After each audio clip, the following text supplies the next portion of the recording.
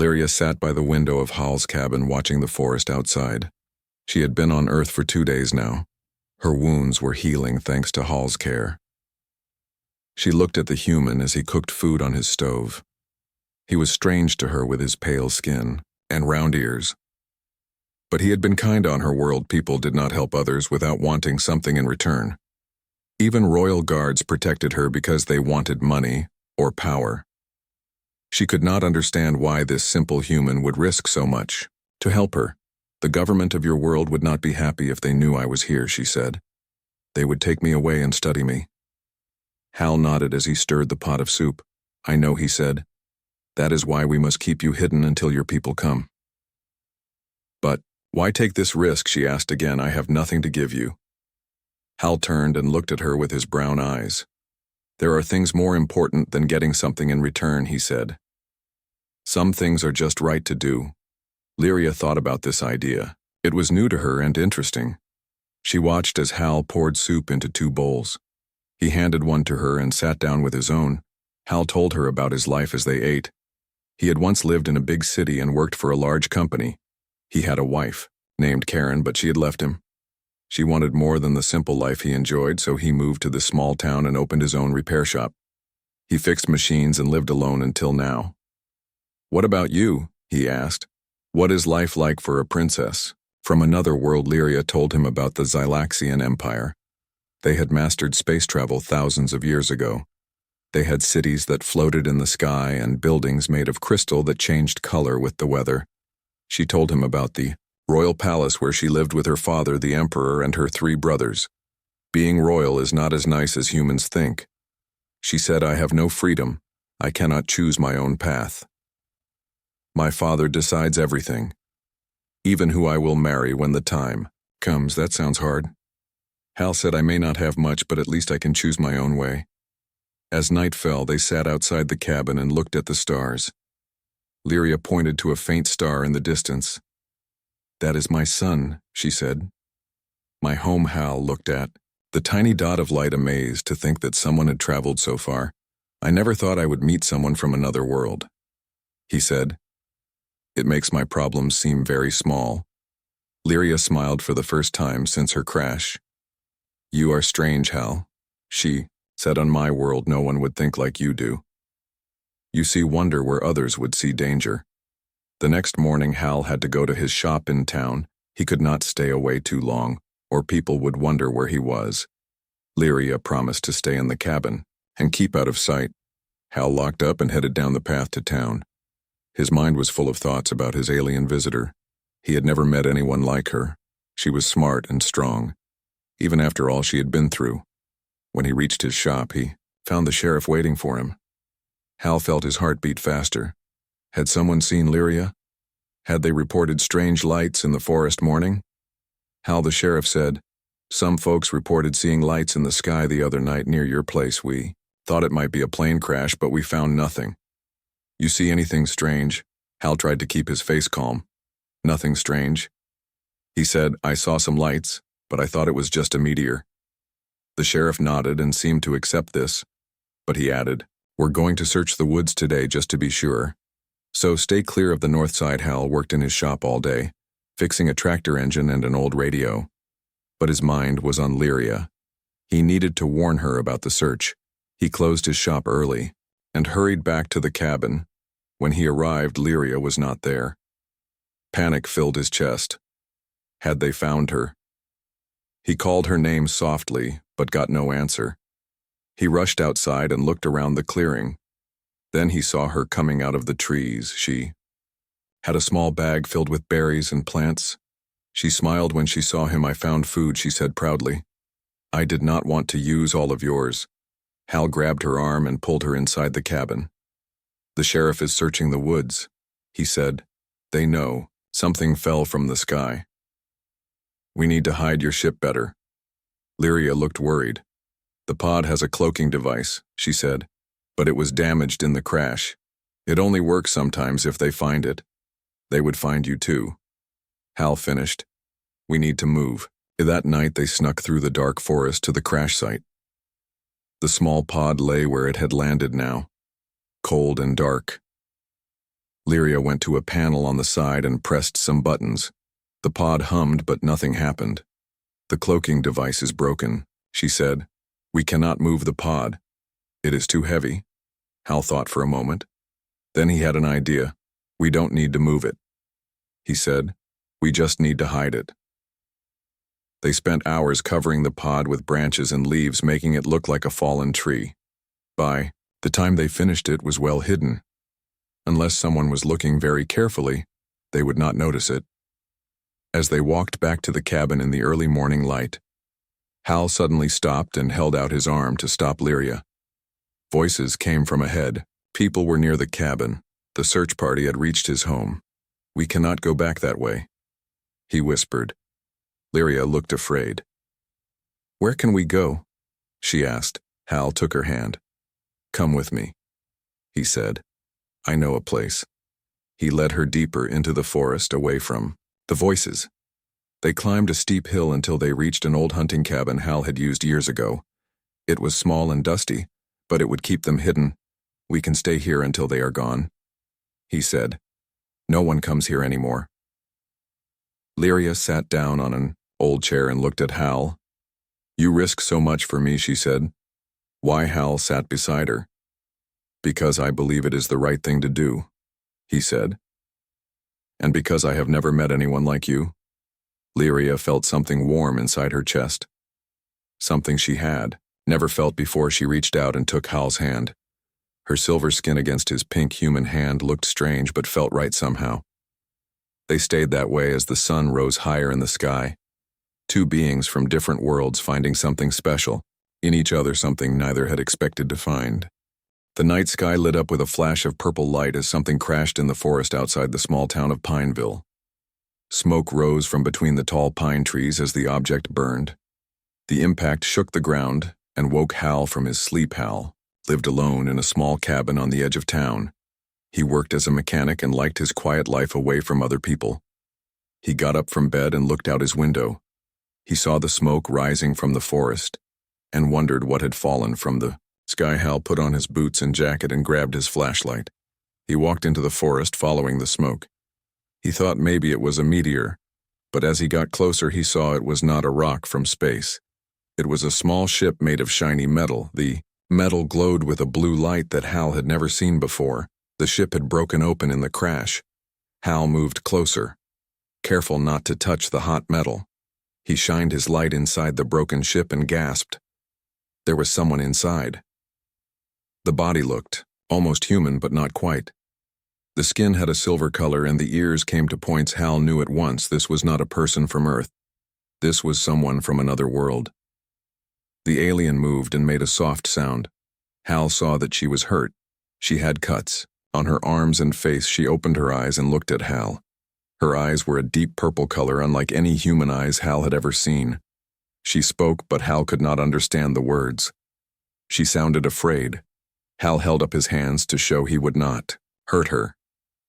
He pointed to himself and said, "Hal." He said it a few times until she seemed to understand. She pointed to herself and said, "Lyria." Hal smiled and nodded. "Lyria." He repeated. The name sounded nice when he said it. Lyria tried to move, but she was in pain. Hal could see that she needed help. He slowly reached out his hand to her. After a moment she took it and let him help her out of the broken ship. Lyria was tall, taller than Hal. Her silver skin seemed to shine in the moonlight. She wore a strange outfit that looked like it was made from some kind of metal cloth. She had a small device on her wrist that was broken. Hal pointed to his cabin through the trees. Then he pointed to her injuries. He wanted her to know he could help her. Lyria seemed unsure, but she nodded. She limped beside him as they walked slowly through the dark forest. When they reached his cabin, Hal helped Lyria sit on his couch. He got his first aid kit and began to clean her cuts. Lyria watched him with curious eyes. She did not pull away or seem afraid now. She let him help her while Hal worked on her injuries. Lyria kept touching the broken device on her wrist. She seemed upset that it was not working. Hal was good with machines, so he pointed to the device and made a fixing motion with his hands. Lyria took off the device and handed it to Hal. She spoke again in her strange language. He did not understand the words, but he could tell she was asking him to fix it. Hal took the device to his work table. By the window, he turned on his lamp and looked at the alien technology. It was like nothing he had ever seen before, but he could see that some wires had come loose in the crash. He got his small tools and began to work. As the sun began to rise, Hal finished fixing the device. The small screen lit up with strange symbols. Hal smiled and brought it back to Lyria. She took it with excitement and put it back on her wrist. She pressed some buttons and the device made a humming sound. "Thank you," the device said in a flat voice that did not sound like Lyria. "My translator's working now. I can understand you and you can understand me." Hal was amazed. It was the first time he had heard words he understood from her. He smiled and sat down across. "From her, who are you?" he asked. "Where did you come from?" Lyria looked at him with her purple eyes. "I am Princess Lyria of the Xylaxian Empire. My ship was attacked by space pirates. I escaped in this pod, but it was damaged. I did not mean to land on your planet." A princess. Hal was surprised. He had not expected that. He looked at her with new eyes and could see now that she had a royal way about her. "Even hurt, and far from home. Will someone come looking for you?" Hal asked. "Yes," Lyria said. "My people will track my pod, but it may take several days for them to find me. The attack happened far from here. You can stay here until they come." Hal told her, "I will help you." Lyria looked confused. "Why would you help me?" "You do not know me. Because you need help," Hal said simply. "That is enough reason." Lyria stared at him as if trying to understand something very strange. This concept seemed new to her. Where she came from, perhaps people did not help each other without wanting something in return. The room grew, quiet as they looked at each other, two beings from different worlds meeting by chance. Hal felt something strange in his chest, a feeling he had not felt in a long time. It was a feeling of not being alone. Outside his cabin, the morning birds began to sing. The sun rose higher in the sky. A new day had begun, and for both Hal and Lyria, it was the start of something neither of them could have imagined. 3 days had passed since Lyria and Hal hid in the old hunting cabin. The search parties had given up looking for whatever fell from the sky. They were now safe to return to Hal's cabin. But something had changed between them. In the small hunting cabin they had talked for hours. Lyria told Hal about her life as a princess, how lonely it was, how she was always watched and guarded. She told him about the wars between star systems and how her father wanted her to marry a prince from another empire to make peace. Hal told her about Earth, about the good things and the bad. He told her how humans were still fighting each other over land and resources, how they had only just begun to explore space. He told her about music and art and all, the beautiful things humans had created. On the third night, as they sat by a small fire, Lyria asked Hal to tell her about love.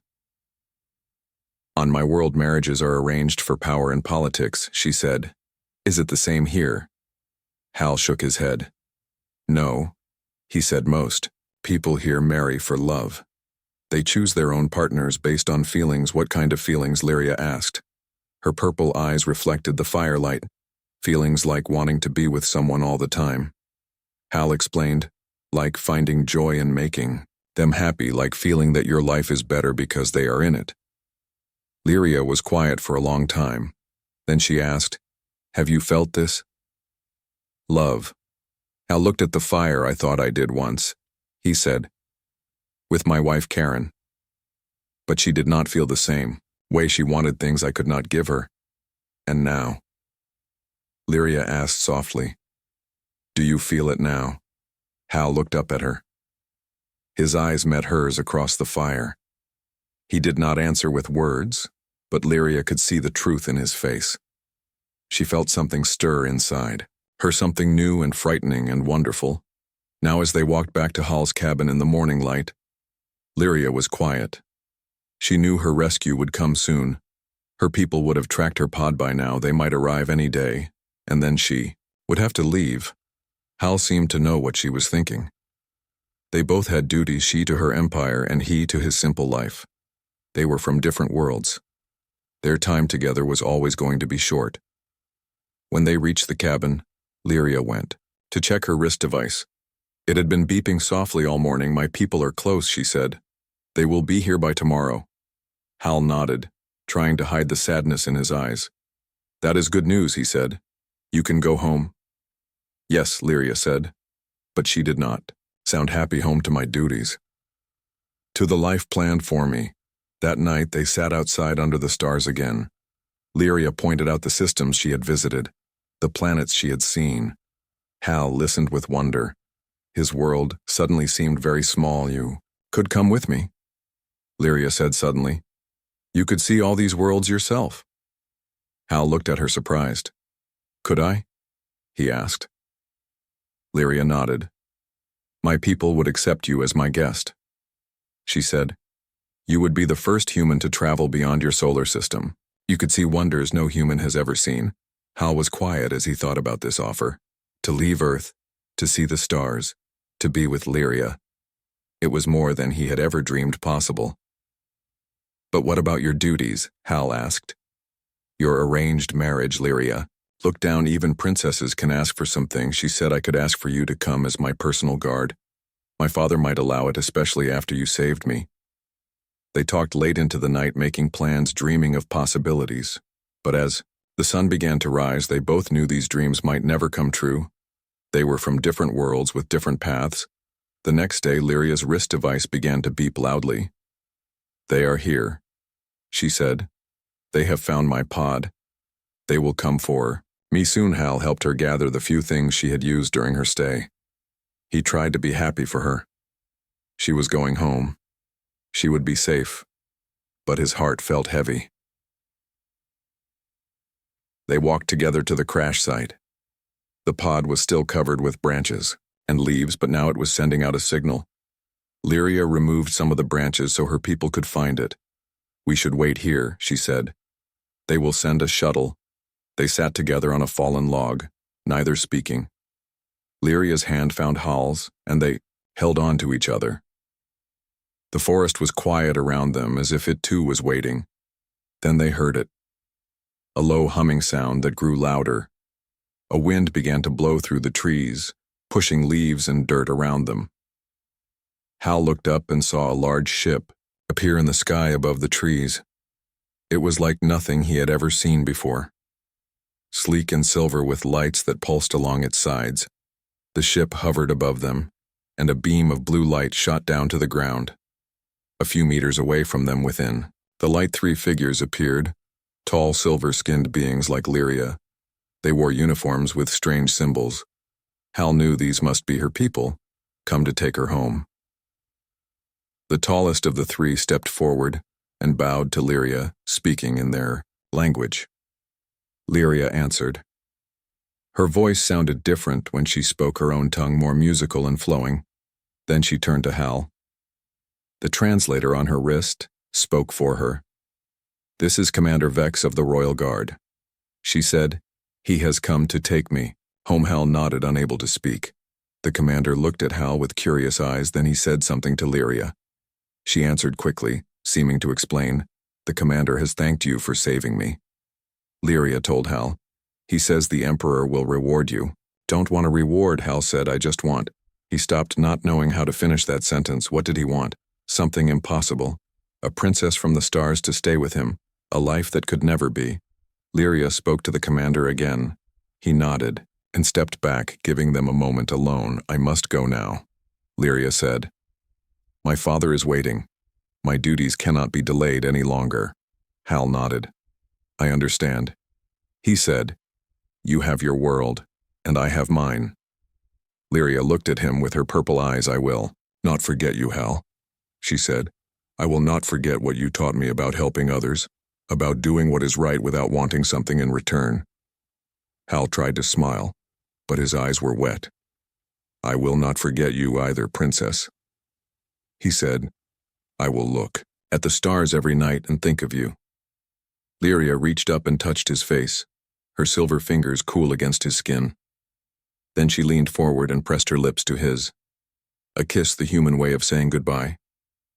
Then she turned and walked toward the blue light. Her guards followed her. As she reached the light, she turned back one last time. She raised her hand in farewell. Then the light brightened and they were gone.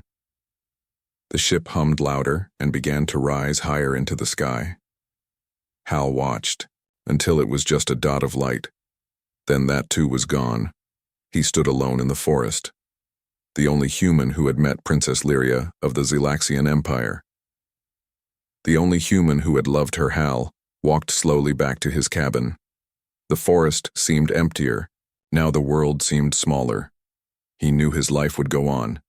He would return to his shop, fix machines, live his quiet life, but he would never be the same. That night he sat outside his cabin and looked up at the stars. One of them held Lyria's world. He wondered if she was looking back at the tiny star that was his sun. He hoped she was. He hoped she remembered him. Little did he know that far above the earth, Princess Lyria stood at a viewing port on her royal ship. She looked down at the blue planet that held the human who had changed her life. She made a silent promise she would return one day. She would see Hal again, no matter how long it took. 7 years passed on Earth. Hal continued his quiet life in Pineville. He worked in his shop, fixed machines, and kept to himself. At night he still looked up at the stars and wondered about Lyria. He never told anyone about her. Not a single soul knew about the alien princess who had crashed in the forest and stayed in his cabin. Sometimes he thought he had dreamed it all. But then he would remember the feel of her silver skin, the way her purple eyes had looked at him, the sound of her voice. He knew it had been real. His shop had grown more successful over the years. He had moved from his small cabin to a bigger place at the edge of town. He called it Hal's Fix. All people came from neighboring towns to have him repair their broken things. They said he had a special touch with machines. One morning in spring, Hal was working on an old tractor engine when the bell over his shop door rang. He didn't look up right away, busy with a stubborn bolt. Just a minute, he called. I will be with you soon. He finished loosening the bolt, then wiped his hands on a rag and turned around to greet his customer. Then he froze. A woman stood in his shop. She had pale skin and green eyes. Her hair was a light blonde color. She wore simple clothes, jeans, and a blue shirt. But there was something familiar about her. Something in the way she held herself. The way she looked at the world with curious eyes. Hal, she said. Her voice made his heart stop. He knew that voice, even though he had not heard it in 7 years. Lyria? He whispered, hardly daring to believe it. She smiled, and he knew for sure it was her, though she looked human now. Her silver skin and purple eyes were gone. She had changed her appearance to blend in. How did you know it's me? She asked, stepping closer. Her disguise was perfect. Your eyes, he said softly. They might be green now, but they still look at the world like everything is a wonderful new discovery. She smiled wider and moved closer to him. I had to come back. She said, I never stopped thinking about you, about this planet. I tried to forget, I tried to do my duty, but I could not. Hal wanted to touch her to make sure she was real. But he hesitated. What about your empire? Your duties? He asked. Lyria looked down. I am still a princess, she said. But things have changed. My father has become ill. My oldest brother now rules as regent. I asked for 1 year to myself, before I must return and take my place on the council. They granted it. 1 year. Hal repeated, trying to understand what she was saying. She looked up at him. I have 1 Earth year, she said. 1 year to spend here with you. If you want me. If I want you. Hal could not believe what he was hearing. For 7 years he had dreamed of her return, never believing it would happen, and now she was here offering him a year. I have always wanted you, he said, his voice rough with emotion. Since the moment you left, I have thought of nothing else. Lyria stepped forward and took his hands in hers. Her touch was warm now, not cool like before her disguise was complete. But her smile was the same. I have learned much in 7 years, she said. I have studied your world, your customs. I can pass as human now. No one will know what I am. Hal squeezed her hands. Where will you stay? He asked. Looked uncertain. I thought perhaps with you, she said. But if that is not proper, Hal laughed softly. Nothing about this is proper, he said. A human and an alien princess. But I don't care, I want you to stay with me. That night Hal closed his shop early. They walked together to his new home. Lyria looked at everything with wonder. The trees, the flowers, the sky. She told him she had visited many worlds, but none as beautiful as Earth. Hal's home was simple but comfortable. He showed her around, feeling suddenly shy. This is the kitchen, he said. And the living room. My bedroom is upstairs. There is a guest room too. Lyria smiled at his nervousness. I remember how humans live. She said, I stayed with you before. Yes, Hal said. But that was different. You were stranded. Now you are here by choice, it feels different. They sat on his porch that evening and talked. Lyria told him about the years since she had left, how she had returned to her duties, how she had nearly married a prince from another system, but had called it off at the last moment. She told him how she had convinced her brother to let her have this year of freedom. Hal told her about his life too, though it seemed simple compared to hers. He had expanded his business. He had traveled a little, seen some of Earth, but mostly he had worked and lived quietly. As the sun set, Lyria looked at the sky. The stars were just beginning to appear. Do you still look at them? She asked. Every night, Hal said. I look for your star and wonder if you are looking. Back I was, she said, I always was. The days turned into weeks. Lyria learned to live as a human. She helped Hal in his shop learning how to fix Earth machines. She was a quick student and soon knew almost as much as he did. The people in town accepted her as Hal's friend from the city. No one suspected she was anything else. They grew closer each day, their feelings for each other growing stronger. Hal showed her Earth things, movies and music, books and art, food and drinks. She loved it all, experiencing each new thing with joy. One night as they sat under the stars, Hal asked her a question that had been on his mind.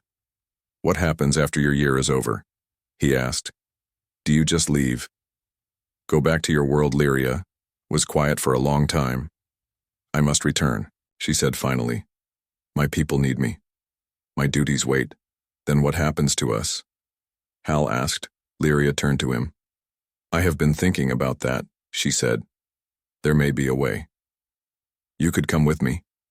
Hal looked surprised. We talked about that before. He said, but it seemed impossible. Not impossible, Lyria said. Difficult, yes, but not impossible. As a princess, I have the right to choose one person as my consort. My life partner? Hal felt his heart beat faster. What are you saying? He asked. I am saying that if you wanted to Hal Mason, you could come with me to Xylax, she said. You could live there as my consort. You would have to leave Earth behind. But you would see the stars. Hal looked up at the night sky. The stars had always called to him even before he met Lyria. But to leave Earth forever, to live on an alien world, it was a huge decision. I need time to think about it, he said. Lyria nodded. I understand. She said, we have months yet before I must return. There is time. Summer turned to fall. Hal and Lyria grew even closer. They spent every day together working in the shop, exploring the forests around town, living a simple life, but one filled with joy. They rarely spoke of the future, of the choice that waited. They chose instead to enjoy each day as it came. Then one day, as leaves fell from the trees and the air grew cooler, a stranger came to town. He drove a black car and wore a dark suit. He asked questions about lights in the sky, about strange occurrences, about Hal and his new friend. Word reached Hal through a customer who came to his shop. The man had been asking about you, she said. He showed a badge. Government. He said something about unusual signals from this area. Hal felt cold fear in his chest. They knew something had given them a clue about Lyria. Maybe her ship in orbit, maybe some technology she had brought with her. He closed the shop early and rushed home. Lyria was in the garden picking the last of the summer tomatoes. She looked up as he ran to her. Her smile faded when she saw his face. What's wrong? She asked. Government agents, he said. They are asking questions about lights in the sky, about us. Lyria's face paled, her human disguise showing fear. "They have detected my ship," she said. "It has been in orbit, cloaked, but Earth. Technology must have improved. They must have picked up some signal." "What do we do?" Hal asked. "We must leave," Lyria said. "We have no choice. If they find me, if they learn what I am." Hal nodded. Understanding the danger, she would be captured, studied. They would never let her go, and he would lose her again. This time perhaps forever. When Hal asked tonight, Lyria said, "I can signal the ship. It will land outside town. We must be ready."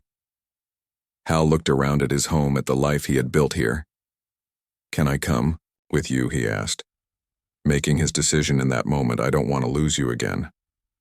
Lyria looked at him, her green eyes shining with tears. "Are you sure?" she asked. "This is sooner than we planned. You would have no time to say goodbye to your life here." "Made my choice the day you returned," Hal said. "My life is with you now, wherever that takes me." That night they packed a few small bags, taking only what they needed, only what Hal could not bear to leave behind. They slipped out of the house as darkness fell and headed into the forest, away from town, away from the searching government agents. Lyria pressed buttons on her wrist device, sending a signal to her ship. In the clearing ahead, a light began to glow, growing brighter as her ship descended. Through the trees, Hal could see it. A silver craft larger than the pod that had crashed 7 years ago. As they reached the edge of the clearing, Hal stopped and looked back. One last look at the world he had known his whole life. The only home he had ever had. "Are you sure?" Lyria asked again, taking his hand. "You can still stay." Hal turned to her and smiled. "I am sure," he said. "My home is with you now." They walked together into the light of the ship, hand in hand, human and alien princess. Two beings, from different worlds who had found each other against all odds. The ship rose into the night sky, quickly becoming just another star in the vast darkness. As Earth grew smaller below them, Hal did not feel sad. He felt only wonder and hope for the adventure that waited. Hal stood at the window of the royal palace, looking out at the crystal city of Xylax. The buildings shimmered in the light of the twin suns that warmed this world. The sky was a pale purple color, not the blue he had known all his life. Even after a year on this alien world, he still found it strange and beautiful. Behind him, he heard the soft sound of the door opening. He knew without turning that it was Lyria. She had been in meetings all day with the royal council. Her duties as princess kept her busy, but she always came to find him when she was done. "How did it go?" he asked, turning to face her. She had returned to her true form here on her home world. Her skin was silver again, her eyes a deep purple. Her ears came to their natural points. She was taller in this form too. He had grown used to it again, coming to love her alien beauty as much as he had loved her human disguise. "The council has agreed," she said, smiling. "They will send ambassadors to Earth." Hal felt a surge of excitement. This was what they had been working for since their arrival on Xylax a year ago when they had fled Earth. Hal had worried that humans might never be ready to learn they were not alone in the universe. But Lyria had seen something in humanity, something worth reaching out to. Her brother, the Emperor, had been harder to convince. He feared humans were too primitive, too violent to join the galactic community. But Lyria had argued passionately that humans had potential, that they were kind and creative, that they deserved a chance. Hal had helped showing the council Earth music and art, telling them stories of human courage and compassion. He had become a bridge between worlds. The first human ambassador, though unofficial. Now finally the council had agreed Earth would be contacted, not conquered, not ruled, but invited to join the community of worlds as equals. "When will they go?" Hal asked. "In 1 Earth month." Lyria said, "The ships are being prepared. The ambassadors chosen." Hal nodded, looking back out. At the alien city, he had adapted well to life on Xylax. The air was breathable for him. The food, with some adjustments, was edible. The gravity was slightly lighter than Earth, making him feel stronger here. But sometimes he still missed the blue skies and green trees of home. "Do you wish to go with them?" Lyria asked, coming to stand beside him. Her silver hand found his. Hal thought about it to return to Earth. As part of a historic first contact, To see his home world again. It was tempting. But I would have to leave you, he said. Lyria smiled. Not this time, she said. I would come too. As the official royal representative. Hal looked at her surprised. You would leave your duties here. The Emperor has agreed that this mission requires my personal attention, she said. My brother understands how important this is. And she added softly, how important you are to me. Hal felt warmth spread through his chest. He pulled her close and held her. His alien princess. The one who had crossed the stars for him that night. They attended a royal banquet in honor of the upcoming mission. Hal still felt out of place at these formal events. He wore clothes made in the Xylaxian-style shimmering fabrics that changed color with his movements. But no matter how he dressed, he stood out. His pink skin and round ears marked him as different. The Emperor sat at the head of the table, his silver skin more pale than Lyria's, his eyes a deeper purple. He had been suspicious of Hal at first, but over time he had come to respect the human who had saved his sister, and who had shown such courage in leaving his world behind. Beside the Emperor sat his 3 advisors, beings from different systems who helped rule the vast Xylaxian Empire. They too had been wary of Hal, but his knowledge of Earth, his skills with machines, and most of all his obvious love for Lyria had won them over. The ambassador from Talth 7, a world of floating islands, rose and lifted a crystal goblet. In 1 month we make history. He said, we reach out to a new world, a young species. This is a great day for the Empire. Everyone raised their glasses in agreement. The crystal caught the light and scattered it in rainbows across the table. Hal raised his glass too, though the drink inside was not wine but a Xylaxian nectar that tasted of flowers and spice. After the meal, as musicians played strange, beautiful music on instruments Hal had never seen before, Lyria led him out onto a balcony. The 3 moons of Xylax hung in the purple sky, casting silver light on the crystal city below. Do you ever regret it? She asked softly. Leaving your world behind. Hal looked at her. The silver princess who had changed his life. No, he said. I have no regrets. My life there was small. I fixed broken machines. I lived alone. Now I have seen wonders. I have walked on alien worlds. I have helped build bridges between stars. He touched her face. And I found you again. What is there to regret? Lyria smiled, her eyes shining in the moonlight. I feared you might grow tired of this world, she said. Of me, of my duties that take me from you. Hal shook his head. That will never happen. He promised her, I crossed the stars to be with you. That is not a journey one makes lightly. They stood together looking out at the alien night. In 1 month they would return to Earth to show humanity they were not alone in the universe. It would change everything. Hal knew there would be fear, confusion, even anger. But there would also be wonder, and hope, and new possibilities. Do you think they will accept us? Lyria asked Earth humans. I mean, will they be ready? Hal thought about it. Some will be, he said. Some have always looked to the stars and hoped others will be afraid. It will take time. Lyria nodded. We have time, she said. The Xylaxian Empire has existed for 10,000 years. We can be patient with Earth. The next day preparations began in earnest. Ships were readied, ambassadors were briefed, information about Earth was gathered and studied. Hal found himself at the center of it all. The human who knew both worlds, the bridge between stars.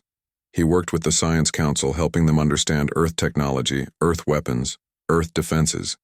It was important that the first contact be peaceful, that no one feel threatened, that both sides see the benefits of friendship. Lyria worked with the diplomatic corps, teaching them Earth customs and languages.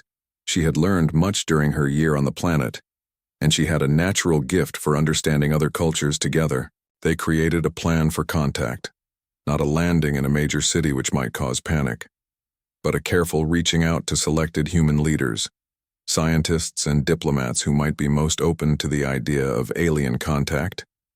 As the day of departure grew closer, Hal found himself thinking more and more about Earth, about the blue skies and green forests, about the people he had left behind.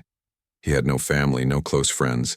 but it was still the world of his birth, the only home he had known until. "Lyria, do you think they will remember me?" he asked her one night as they lay together in their chamber. "The government was looking for us when we left." Lyria turned to face him. "7 years have passed on Earth since we fled." She said, "They may still have records, but your appearance has changed too." It was true. The Xylaxian doctors had made small changes to help Hal adapt to life on their world. His lungs had been enhanced to better process the alien air.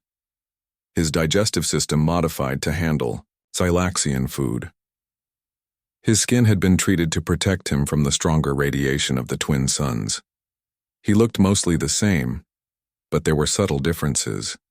"I am not the same man who left Earth," Hal said. "And yet I am." Lyria touched his face gently. "You are more now," she said. "You are the first human to live among the stars, the first to truly know another world, the first to love someone not of your kind." Hal smiled at this. It was true. Though sometimes he wondered if there had been others before. Humans taken from Earth long ago when the planet was young. Perhaps the old stories of gods from the sky had some truth to them. Finally, the day came. The royal ships were ready, 5 great vessels that would travel to Earth. Each carried diplomats, scientists, and guards. 3 would remain in orbit, cloaked from Earth sensors. 2 smaller craft would make the actual landing, carrying Lyria, Hal, and the primary contact team as they boarded the ship.